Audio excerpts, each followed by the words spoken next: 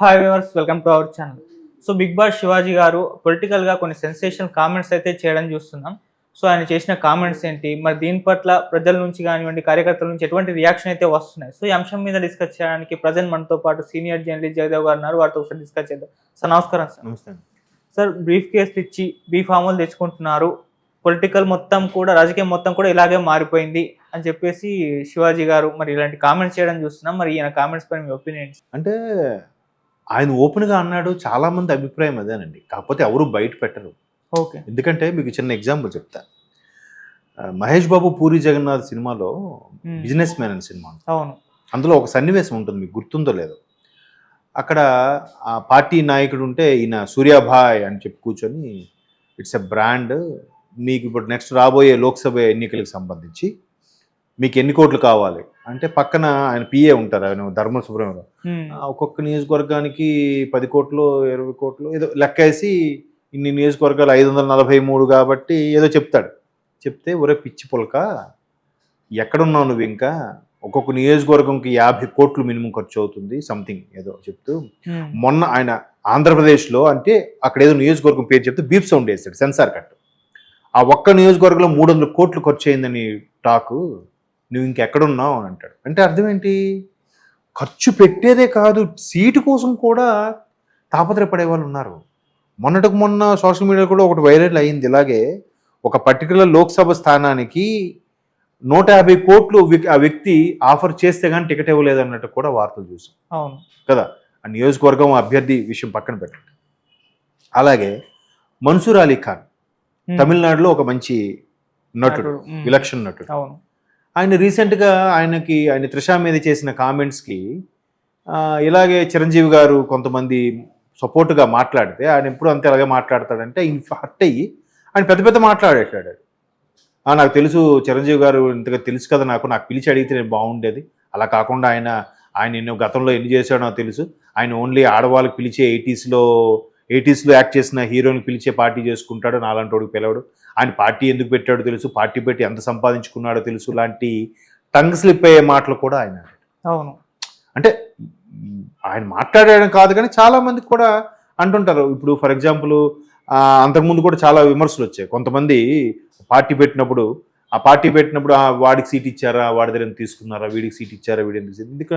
నిన్ననే మొన్న ఇలాగే ఒక ఇంటర్వ్యూ చేస్తున్నప్పుడు ఒక ఫీమేల్ యాంకర్, ఒక అమ్మాయి వేరే ఛానల్లో, ఆ అమ్మాయి ఎట్లాగే చెప్పింది, ఏమంటే మేము ఒక పార్టీ అభిమానులు, ఆ పార్టీ టికెట్ ఇస్తుందేమంటే మా బాబాయ్ పిచ్చిగా ట్రై చేస్తే ఆ పార్టీలో ఉండే అనుచరుడు ఈయనకి వెళ్ళి పర్సనల్గా కలిస్తే, ఏం లేదు ఒక 10 కోట్లు తీసుకురండి మీకు టికెట్ ఇస్తామని చెప్పాడు. అయ్యో, అధినేతతో ఒకసారి మాట్లాడతామన్నా కూడా ప్రెసిడెంట్తో మాట్లాడదామన్నా అనుచరుడు ఆయన సోదరుడే, ఆయన అన్నాడంట, లేదు అన్నితో మాట్లాడిన ఇదే కావాలంటే ఒక 1 or 2 crores తగ్గించుకోండి. ఎంత అప్సెట్ అయ్యాడు సార్. అప్పటి నుంచి ఆ పార్టీ అన్నా ఆ వ్యక్తులన్నా ద్వేషించాడు సార్ మా బాబాయ్ అని చెప్పి ఆ ఫిమేల్ యాంకర్ చెప్పారు 2 days బ్యాక్. అంటే సర్వసాధారణం అయిపోయింది ఎట్లాగో. మరి అంటే చెప్పలేం. ఇందులో 2 వెర్షన్స్ ఉంటాయి. ఒకటి, అమౌంట్ తీసుకొని బీఫామ్స్ ఇస్తున్నారు అనేది ఒక వాదం. రెండవది, ఫర్ ఎగ్జాంపుల్ నీకు నాకు తెలిసినగా కామన్గా ఉండే పర్సన్ ఒక పార్టీ పెట్టారు, ఇద్దరం వెళ్తే మీకు సీటు, ఒకే నియోజకవర్గం నుంచి మీకు సీటు కావాలి, నాకు సీటు కావాలి. ఆయన ఏం చేశాడు, నేను కొద్దిగా వీడు ఎక్కువ మాట్లాడతాడు, పైగా కొంచెం వయసు కూడా పెద్దది, వీడికిస్తే నాకు ఎంత యాక్టివ్గా చేస్తాడో తెలియదు, వాడంటే మీరైతే కొద్దిగా యాక్టివ్గా ఉన్నారు, మంచి వయసులో ఉన్నారు, ఈయన కొద్దిగా నేము ఫేమ్ ఉంది, ఈయనంటే గెలుస్తాము, మనకి ఒక సీట్ యాడ్ అవుతుంది అని చెప్పి ఆయన ఆలోచించి, లేదా ఆయన బృందంతో ఒక సర్వే చేయించుకొని మీకు ఇచ్చాడు సీటు. అప్పుడు వెంటనే నేనేమన్నా తెలుసా, ఈ ఆదిత్య అనే వ్యక్తి మనోడికి బాగా ఇచ్చుంటాడు, ఎన్నో కోట్లు ఇచ్చాడు, అందుకే ఆడికి ఇచ్చాడు రా, నాకు ఇవ్వలేదు, నేను గెలుస్తాను తెలిసినా కూడా నాకు ఇవ్వలేదు, నేను గెలుస్తాను లేదు నాకు తెలియదు, నేను వెంటనే బురద వెళ్ళేస్తా. ఇట్లా కూడా కొంత ఉంది. అవును, అమౌంట్ తీసుకొని సీట్ ఇచ్చే అంశం ఉంది. ఇట్లాంటివి కూడా కొన్ని సందర్భాల్లో లేదు, ఆయన జెన్యున్ పర్సన్, ఆయన గెలుస్తాడు, అలాంటి వాడికి ఇవ్వాలి అనే నేపథ్యంలో అలాంటి వాడికి అప్పుడు ఇచ్చినప్పుడు కూడా, ఇప్పుడు మొన్న కాంగ్రెస్ సంబంధించి ఆ సిపిఎం ఒకటి గెలుచుకుంది కాబట్టి అక్కడ మరి కాంగ్రెస్ ఏం పోటీ పెట్టి అక్కడ మరి ఆయన ఏమి ఇచ్చి ఉంటాడు డబ్బులు, ఆయన ఏమి ఇవ్వడుగా. బట్ అలాంటి సందర్భం ఈయన ఇస్తే మనకి మొదటి నుంచి కూడా కాంగ్రెస్తో వామపక్షాలు ఇది కలిసి నడుస్తున్నాయి కాబట్టి ఆయన మనం ఓకే.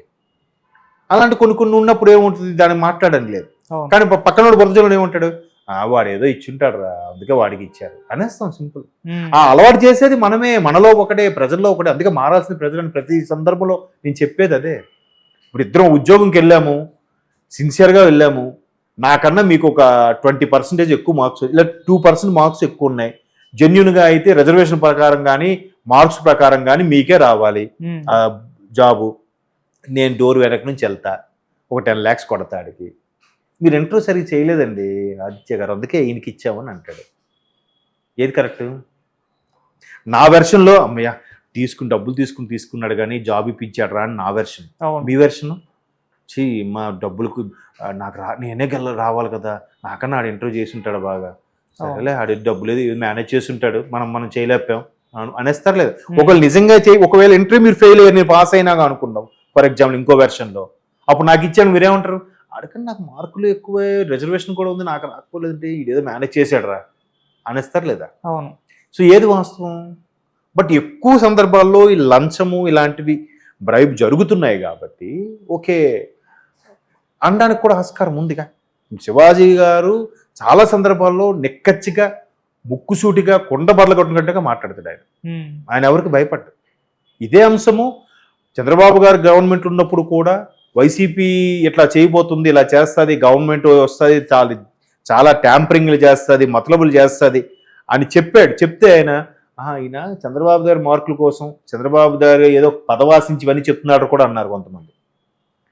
ఈయనకెందుకు సినిమాలు చేసుకోకుండా ఈయనకెందుకు రాజకీయం అన్నారు కొంతమంది. ఆయన అమరావతిలో ఇల్లు తీసుకొని ఉంటే ఈడి వచ్చి ఈడికి నెక్స్ట్ పోటీ చేస్తాడా, ఈడికి ఎవడు ఓటేస్తాడా అన్నారు కొంతమంది. అవేవో ఆయన యాక్చువల్గా ఆయన పోటీ చేయలేదు, పట్టించుకోలేదు. బట్ ఏవేవి జరుగుతున్నాయి, జరగబోతున్నాయి, కేంద్రం నుంచి ఎటువంటి సిఫార్సులు వస్తాయి, ఎవరికి సపోర్ట్ చేస్తారు, ఎవరికి నొక్కియడానికి చూస్తున్నారు, ఇవన్నీ ఆయన చెప్పాడు. మరి ఆయనకి ఎలా తెలుసో తెలియదు కానీ ఆయన చెప్పిన వాటిలో 70 to 80% వాస్తవాలే కదా. ఆయనకి ఎందుకు ఆ బాధ చెప్పాలంటే ఏదో చేద్దామన్న తపనో, లేదంటే ఏదో తెలియజెప్దామో, కొంతమందికైనా అవేర్నెస్ క్రియేట్ చేద్దామన్న తపనో మొత్తానికి ట్రై చేశాడు. మన బిగ్ బాస్ అంశం కూడా చూస్తే మొదటి నుంచి కూడా ఎందుకు రా చిన్నపిల్లలు, వాళ్ళతో మనకెందుకు వీళ్ళతో మనకెందుకు అన్నట్టుగానే పోయాడు ఆయన. ఏ గేమ్ ఆడకపోయినా కేవలం మాట తీరుతోనే. దానికి నాగార్జున గారు కూడా ఏం పేరు పెట్టారు, చాణక్యుడు అని పేరు పెట్టారు. చిన్నపిల్లలే మీరు. లాస్ట్లో ఇంకా డైరెక్టర్ టాలెంట్ ఉంటుందిగా, బిగ్ బాస్ డైరెక్టర్, సార్ మీరు రైజ్ అవ్వాలి సార్ మీరు చెప్పక అయ్యాడేమో బహుశా. నేనైతే ఆయన ఓన్గా అయితే అవ్వడు నాకు తెలిసి. శివాజీ గారు నిజంగా సొంత రియల్ మెంటాలిటీ అయితే ఆయనకు అవ్వడు. అక్కడ రైజ్ అయ్యాడు కొంతమంది మీద అంటే అక్కడ మరి డైరెక్టర్ స్క్రిప్ట్ అది కదా. సో అట్లాగా ఆయన మొదటి నుంచి కూడా ఈ సొసైటీ కోసం లేకపోతే ఇంక దేనికోసం ఆయన చెప్పాడు కూడా, సార్ నా మించుమించు 10 ఏళ్ళ కెరియర్ పోగొట్టుకున్నాను, అనవసరంగా ఇది నాకు వచ్చింది లేదు చేసింది లేదు, ఏదో ఆ రియల్ ఎస్టేట్ ఏవో చేసి 4 డబ్బులు సంపాదించుకున్నాను కాబట్టి ఇంక సేఫ్గా ఉన్నానంటే నాకు ఎందుకు సార్ ఇవ్వండి. మంచి ఆర్టిస్ట్, విలన్గా క్లిక్ అయ్యాడు, హీరోగా క్లిక్ అయ్యాడు, స్టూడెంట్గా క్లిక్ అయ్యాడు, ఒక టీవీ యాంకర్గా వచ్చిన వ్యక్తి ఈరోజు మంచి పొజిషన్లో వచ్చి ఇంకా మధ్యలో గ్యాప్ వచ్చేసిందంటే ఇప్పటికి మంచి ఆర్టిస్ట్, బ్రహ్మాజీ లాగా మంచి ఆర్టిస్ట్గా ఉండేవాడు ఆయన. శ్రీకాంత్ గారి లాగా మంచి మంచి క్యారెక్టర్ చేస్తూ ఉండేవాడు. అంటే చెప్తున్నాను అందరికీ ఆ డే. మనకు చాలా మంది కూడా ఎలా తెలుసు అంటే సొసైటీ ఏమైపోతే మనకి ఏం లే అనుకునే వాళ్ళు, ఇట్లా మాట్లాడే వాళ్ళు రేరు. బట్ జనాలు ఏమంటారు తెలుసా, వీడు ఏదో చెప్తాడులేరా, నువ్వు చెప్పాలిగా. నువ్వు ఇప్పుడు జనాలు అందరూ ఎలా ఉంటుందంటే ఆడితో మనకెందుకు, ఎవరి దగ్గర బ్యాడ్ అవ్వకూడదు, అందరితో నవ్వు అనుకుని వెళ్ళిపోవాలి. ఎందుకా ఇది ఆ నచ్చపోయారా మనకి ఎందుకు లేరా అట్లాంటి ధోరణి. అయ్యో అలాంటి వాళ్ళ వల్ల నష్టం, మనం కనీసం ఖండిద్దాం, చెప్దాం. అంతెందుకండి, మనం బండి పెడితే మనం వెనక ఒకటి బండి పెడతాడు వచ్చి, బాబు నేను వెళ్ళాలంటే నీ బండి తీయాలి కదంటే 5 minutes వెళ్ళిపోతాను అంటాడు. 5 minutes మరి రాడాడు అప్పుడే. అలా బాబు అలా పెట్టద్దు, నాకు తీయడానికి ఇబ్బంది, పక్క పెట్టని చెప్పడం కూడా నీకెందుకురా, కావాలంటే పక్క జరిపి నువ్వు వెళ్ళిపో. ఇట్లాంటి మెంటాలిటీ ఉన్న ఈ రోజుల్లో ఆయన ఓపెన్గా కొన్ని వాస్తవాలా కాదా?